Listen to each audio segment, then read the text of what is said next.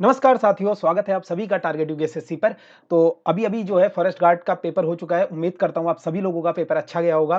Paper का level देखिए थोड़ा-सा मॉडरेट टू हार्ड मैं इसे कहूँगा क्योंकि हमने देखा जिस तरीके से कनिष्ठ सहायक में पूछा गया था, उसी तरीके से इस पेपर को भी थोड़ा बनाया गया था। काफ़ी अच्छे लेवल के क्वेश्चन हमें इसमें देखने को मिले। हिंदी थोड़ा टफ पूछी गई थी इस बार, तो चलिए थोड़ा-सा हिंदी का सॉल्यूशन देख लेते हैं। ये संभावित उत्तर कुंजी है। देखिए आयोग का आंसर की अभी आनी बाकी है, जब आ जाएगी तब आप मिला लीजिएगा, लेकिन जो संभावित उत्तर कुंजी है आपको यहाँ पर दी जा रही है हिंदी की, इसे आप अभी मिला सकते हैं। तो देखते हैं सबसे पहला प्रश्न, तो हम पे ये सेट हो जाएगा, सेट बी है ये, ठीक है? तो अगर आपका सेट बी है तो इसी से मिला लीजिएगा, वरना आप प्रश्न देख सकते हैं। तो पहला प्रश्न था इतर, इसमें हमें बतानी थी संधि कौन सी है, तो इसमें जो संधि हो जाएगी गुण संधि, ठीक है? ऑप्शन डी हो जाएगा इसका।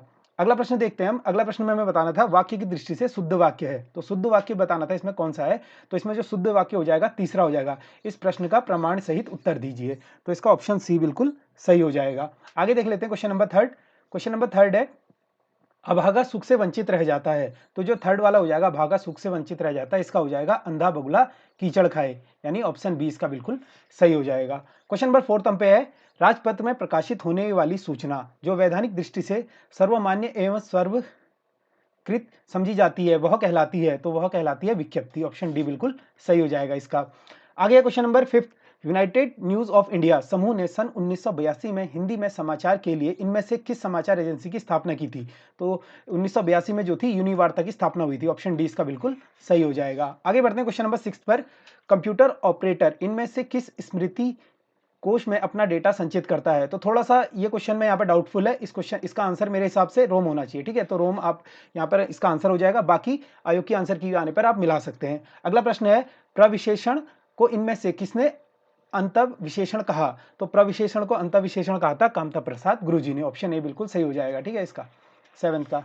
आगे है क्वेश्चन नंबर 8, इनमें से लेखक और उनकी रचनाओं में से युग्म सुमेलित नहीं है, तो इसका ऑप्शन डी बिल्कुल सही हो जाएगा, सैलिस मटियानी उत्तर प्रियदर्शी। तो प्रियदर्शी किसकी रचना है? ये हो जाएगी अज्ञेय की रचना, ये अज्ञेय की रचना है।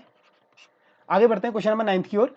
निम्नलिखित में से कबूतर का पर्यायवाची शब्द नहीं है, तो ये तीनों ही पर्यायवाची कबूतर के हो जाएंगे, रक्तलोचन, परेवा और बासंत। हारित नहीं होगा, ठीक है? ऑप्शन ए बिल्कुल सही होगा यहाँ पर। क्वेश्चन नंबर 10 देख लेते हैं। इनमें से किस पात्र का संबंध सिल्वर वेडिंग कहानी से है? तो यशोधर बाबू हमने पढ़ा है, यशोधर पंत इसका आंसर हो जाएगा, ऑप्शन डी।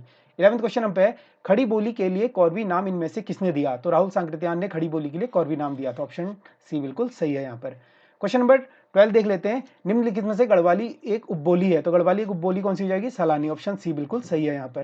क्वेश्चन नंबर 13 देख लेते हैं। अंतस्थ व्यंजन, देखिए काफी आसान सा प्रश्न था ये वाला, तो इसका योरोलॉव वो यानी ऑप्शन डी बिल्कुल सही हो जाएगा। क्वेश्चन नंबर 14, इक शब्द का तत्सम है, तो इक शब्द का तत्सम हो जाएगा इच्छु। थोड़ा क्लोज ऑप्शन यहाँ पर थे, तो इसका ऑप्शन ए बिल्कुल सही हो जाएगा।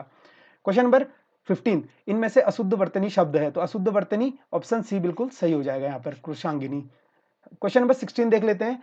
निम्नलिखित में से तद्भव और उनके तत्सम रूप का युग्म अशुद्ध है, वह है, तो इसका ऑप्शन सी बिल्कुल सही हो जाएगा, रहट अरहट, ठीक है? इस चीज को भी आपको देखना है।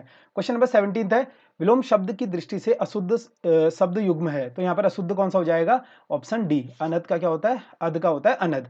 ऑप्शन डी बिल्कुल सही है। क्वेश्चन नंबर 18, इनमें से अनेक अर्थी शब्द दल का एक अर्थ नहीं है, वह है, तो दल का अर्थ क्या नहीं होगा? गर्त। ऑप्शन बी बिल्कुल सही हो जाएगा यहाँ पर।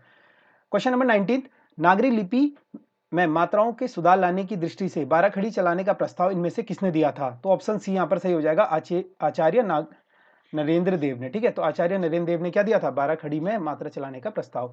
क्वेश्चन नंबर 20 है गोसाई दत्त, ये तो आसान सा है। गोसाई दत्त किसका मूल नाम था? सुमित्रा नंदन पंत का। तो यह है हिंदी के संभावित 20 प्रश्नों की उत्तर कुंजी। आप मिला लीजिए आपके हिंदी में कितने बन रहे हैं। देखिए यहाँ पर हिंदी थोड़ा टफ लेवल की थी, अगर आपके 20 में से कम 14 प्लस भी सही हो रहे हैं, 14 से 15 क्वेश्चन अगर आपके सही हो रहे हैं, तो इसका मतलब है आपने अच्छा स्कोर किया है, ठीक है? तो इस चीज को आप देख सकते हैं। बाकी जो अन्य क्वेश्चन है उनसे हम अगले पार्ट में करेंगे, तो जुड़े रहिएगा टारगेट यूपीएससी के साथ।